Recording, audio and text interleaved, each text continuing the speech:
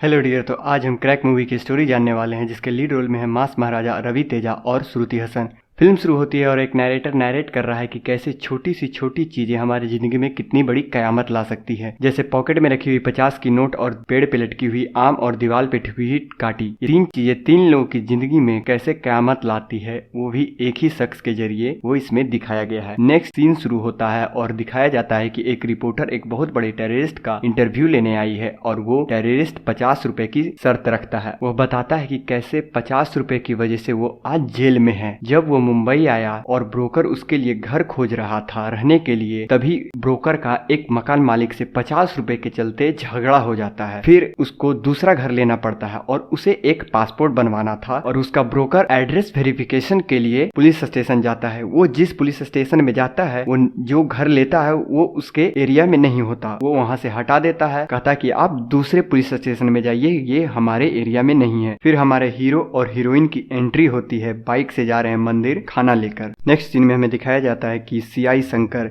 यानी जो हमारा मेन लीड है रवि तेजा, उनका नाम है पोथराजू वीर शंकर, जो अपने घर से निकले हैं स्टेशन जाने को। रास्ते में ही एक कांस्टेबल मिलता है जिसका स्कूटर खराब हो गया है। तो शंकर पूछता है कि क्या हुआ, तो वो बोलता है कि सर एड्रेस वेरिफिकेशन के लिए जा रहा था और स्कूटर खराब हो गया। फिर वह शंकर बोलता है कि चलो मैं तुम्हें पहुंचा देता हूँ। फिर शंकर उसे लेकर वही एड्रेस पे पहुंचता है और वह एड्रेस वेरिफिकेशन करके बस घर से बाहर आ रहा था, तभी वह एक लॉन्ड्री वाले से टकरा जाता है और वहाँ कुछ कपड़े गिरते हैं, लेकिन ये लोग उतना ध्यान नहीं देते और वहाँ से चले जाते हैं। स्टेशन पहुँचने के बाद शंकर वह अपने कैबिन में चला जाता है। फिर उसे सुनाई पड़ता है बुरखा। फिर उसे तुरंत याद आ जाता है कि जहाँ उसके घर पे लॉन्ड्री वाले का कपड़ा गिरा था उसमें बुरखा भी था, लेकिन जहाँ वो पासपोर्ट वेरिफिकेशन के लिए जाता है वो एक हिंदू नाम से रहता है, तो उसे शक हो जाता है। फिर शंकर उस घर में दोबारा जाता है और वहाँ जांच पड़ताल करता है और उसे पता चल जाता है कि ये लोग फर्जी लोग हैं। फिर वहाँ उसे धमकी देती है कि तुम मेरा बैकग्राउंड नहीं जानते। इस बात पे शंकर को गुस्सा आ जाता है और उसे बहुत मारता है और उसे अरेस्ट करके जेल में डाल देता है। लेकिन उसे तब तक नहीं पता होता कि ये एक बहुत बड़ा टेररिस्ट है। अरेस्ट करने के बाद उसके सीनियर ऑफिसर बताते हैं कि ये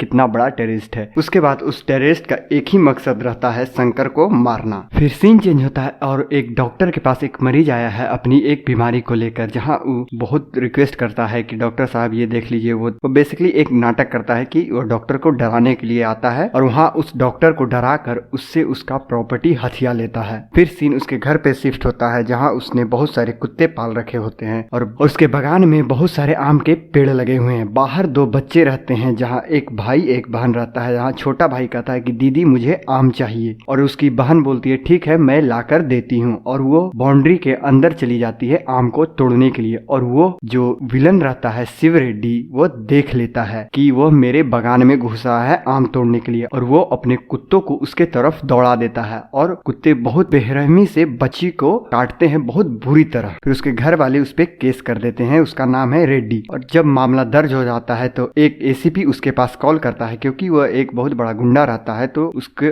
पहुंच है लोगों के पास। फिर एसीपी बोलता है कि क्या तुम पे 24 घंटे के अंदर कोई केस हुआ है, तो वह बताता है कि हाँ एक छोटा सा केस है। फिर एसीपी बताता है जिसके पास ये केस गया है वो एक बहुत गर्म दिमाग वाला आदमी है। फिर वो रेड्डी को बोलता है कि तुम एक आदमी से जाकर मिलो जो आपको इस व्यक्ति के बारे में बताएगा। फिर एसीपी उसे राम मुंदरी जेल भेजता है। वहाँ एक बहुत बड़ा उससे भी बड़ा गुंडा वहाँ कैद रहता है। फिर वह जेल पहुँचता है और देखता है कि एक आदमी वहाँ खाना बना रहा है। फिर वह कांस्टेबल से पूछता है कि ये कौन है, मतलब इससे मिलने मुझे क्यों भेजा। तो वो बताता है कि यह कटारी कृष्णा है और इसने अपनी पूरी जिंदगी में 52 मर्डर किए हैं। उसने कैसे अपने मालिक को ही मार कर उसका गद्दी पे ये खुद बैठ गया और पूरी ओगोल पे ये अकेला राज करता था। और रेड्डी कटारी कृष्णा से जाके मिलता है और पूछता है कि यह कौन है, और मतलब वो पूछ रहा था कि सीआई शंकर कौन है। फिर वो गुस्से से उठता है और दीवार से एक कील निकालता है और बोलता है एक कील की वजह से मैं आज यहाँ पहुँच गया। फिर वो बताता है कि जब वो ओंगोल पे राज कर रहा था तब वो आता है एसआई शंकर उसके एरिया में। कटारी कृष्णा की सबसे खास इंसान जो होती है जयम्मा, जो जुर्म की सबसे बड़ी बादशाह, उसकी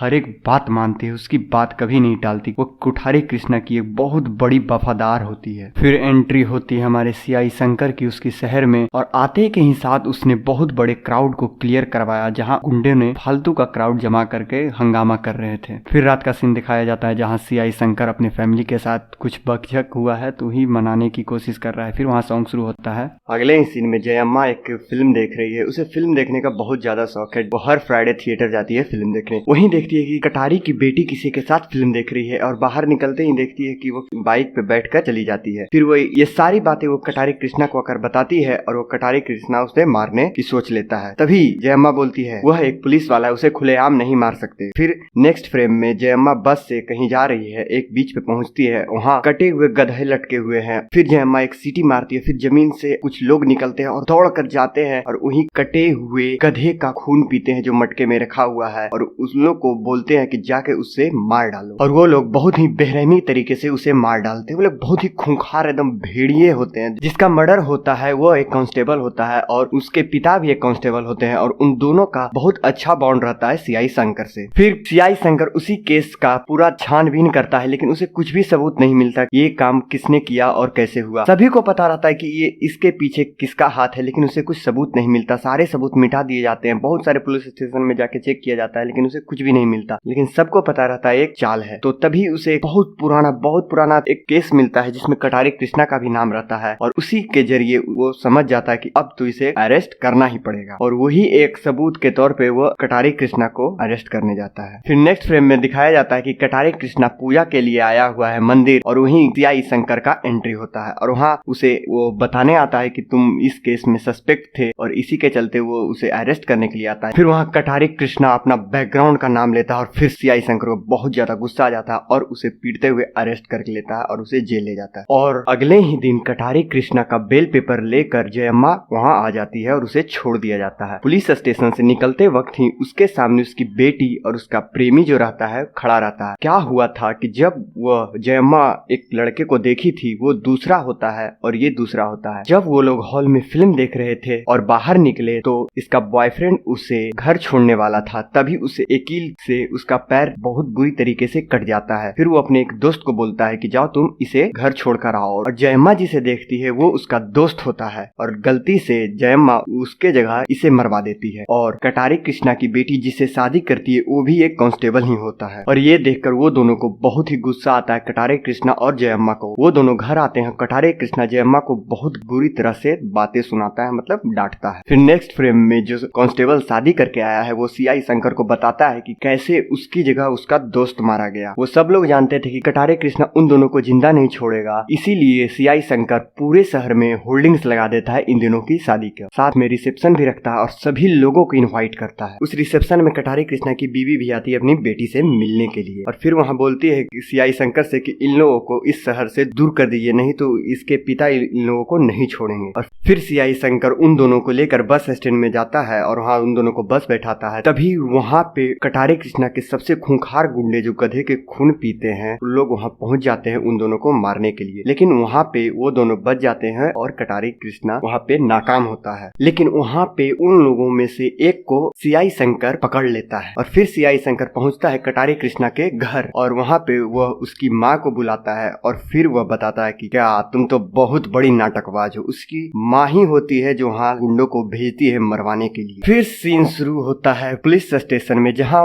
एक आदमी पकड़ाया है उसकी लोग बहुत बुरी तरीके से पिटाई कर रहे हैं उससे सच उगलवाने के लिए, लेकिन वहाँ पे वो कुछ भी नहीं बोलता। और फिर वहाँ सीआई शंकर आता है और वहाँ पे उसका एक अंगूठा काट देता है, और तभी वो डर से सारा सच उगल देता है। लेकिन यहाँ कटारी कृष्णा को पता है कि अगर वो कुछ उगला भी तो वो जयम्मा के बारे में उगलेगा, क्योंकि वो लोग इसी के जरिए कटारी कृष्णा की बातें मानते हैं। जयम्मा इसकी बहुत बड़ी वफादार होती है। तभी कटारी कृष्णा सोचता है कि अगर जयम्मा पकड़ी गई तो मैं भी पकड़ा जाऊंगा। इसके चलते जयम्मा को वो बोलता है कि आज तुमने फिल्म देखने क्यों नहीं गई, तुम फिल्म देखने जाओ, और इधर ये उसे मरवाने के लिए लोगों को तैयार कर देता है। और ये बात सीआई शंकर को पता चल जाता है कि कटारी कृष्णा ने जयम्मा को मारने के लिए आदमी भेज दिए हैं। सीआई शंकर को पहुंचने से पहले ही जयम्मा को वो लोग मार देते हैं, और सीआई शंकर उन लोगों का पीछा करता है और वहाँ पे गोली चलाता है, लेकिन गोली एक इनोसेंट को लग जाती है और वो वहीं मर जाता है। इसी के चलते पूरे शहर में सीआई शंकर के खिलाफ हंगामा शुरू हो जाता है, और इस घटना के लिए सीआई शंकर को को निलंबित कर दिया जाता है। जब वहाँ से वो निकलता है तभी कटारे कृष्णा उसके सामने आ जाता है। वहाँ पे थोड़ी सी दोनों की बहस होती है और वहाँ से वो अपने घर आता है और वो बैठा हुआ रहता है और वो बहुत फ्रस्ट्रेशन में रहता है। इसके चलते वो अपनी बीवी से भी झगड़ा कर लेता है और फिर वह आता है उसी जगह पे जहाँ एक इनोसेंट की जान गई थी। वहाँ आकर वो बैठता है और सोचता है, वो पूरा इंसिडेंट सोचता है कि कैसे क्या हुआ, और तभी उसे याद आता है कि उसने निशाना तो नीचे पैर में लगाया था लेकिन गोली छाती में लगी, ये कैसे हो सकता है। फिर वो बुलेट से नीचे ढूंढता है और उसे वो मिल जाता है। फिर उसे लगता है कि किसी ने जरूर, दूसरा कोई है जो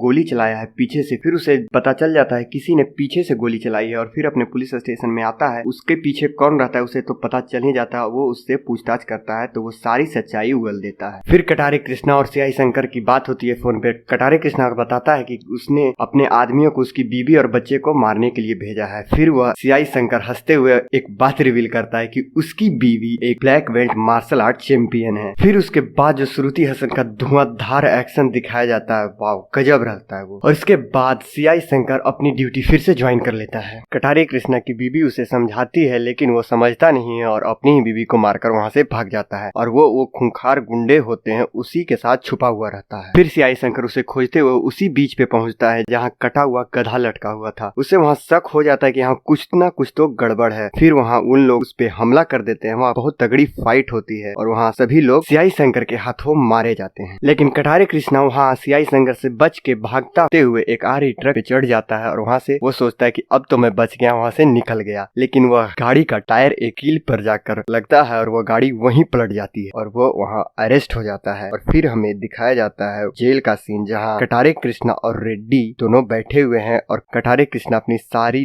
लाइफ स्टोरी इसे सुना रहा है। फिर रेड्डी समझ जाता है कुछ भी करना, लेकिन सीआई शंकर के सामने बैकग्राउंड की बातें तो बिल्कुल नहीं करना। फिर रेड्डी वहाँ से चला जाता है खुद को सिलेंडर करने के लिए और रेड्डी और सीआई शंकर वहाँ पे कुछ बातें कर रहे हैं और तभी उसका साला आकर अपने बैकग्राउंड की धौंस जमाने लगता है। फिर सीआई शंकर को गुस्सा आता है और दोनों को अरेस्ट करके जेल में डाल दिया जाता है। फिर रेड्डी वही कृष्णा कटारी के जेल में पहुंचता है और वो दोनों वहाँ मिलते हैं और वहीं पे वह टेररिस्ट भी कैद रहता है जो 50 रुपए की वजह से जेल गया था और वहीं पे वह मिलता है इन दोनों से और इन दोनों को बताता है कि उसका सिर्फ एक ही मकसद है, सीआई शंकर को मारना। फिर वो वहाँ पे ये दोनों हंसना शुरू कर देते हैं और फिल्म यहाँ खत्म हो जाती है। The end.